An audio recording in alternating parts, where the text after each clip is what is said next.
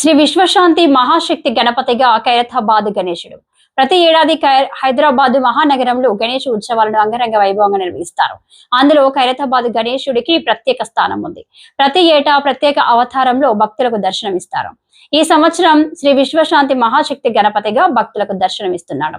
69 అడుగుల ఎత్తు, 28 అడుగుల వెడల్పుతో రూపుదిద్దుకున్న వినాయకుడు పర్యావరణ పరిరక్షణను దృష్టిలో ఉంచుకొని మట్టి, సహజ రంగులు, కర్ర వంటి పర్యావరణ హితమైన పదార్థాలతో విగ్రహాన్ని నిర్మించారు.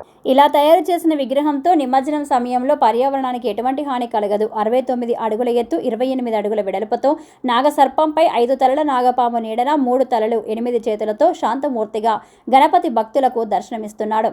గణపతికి పూరి జగన్నాథుడు, వాసవి కన్యకా పరమేశ్వరి దేవి ఓవైపు, మరోవైపున లక్ష్మీ సమేత హయగ్రీవస్వామి గజ్జెలమ్మ అమ్మవారిని తీర్చిదిద్దారు.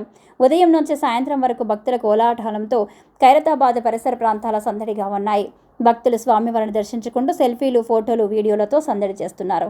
ఖైరతాబాద్ గణేష్ ఉత్సవ నిర్వాహకులు, పోలీస్ సిబ్బంది భక్తులకు ఎలాంటి ఇబ్బందులు కలగకుండా తగు జాగ్రత్తలు తీసుకున్నారు. వినాయకుని ఉత్సవాలలో ఖైరతాబాద్ పరిసర ప్రాంతాలు గణేష్ నామస్మరణతో మారుమ్రోగుతున్నాయి.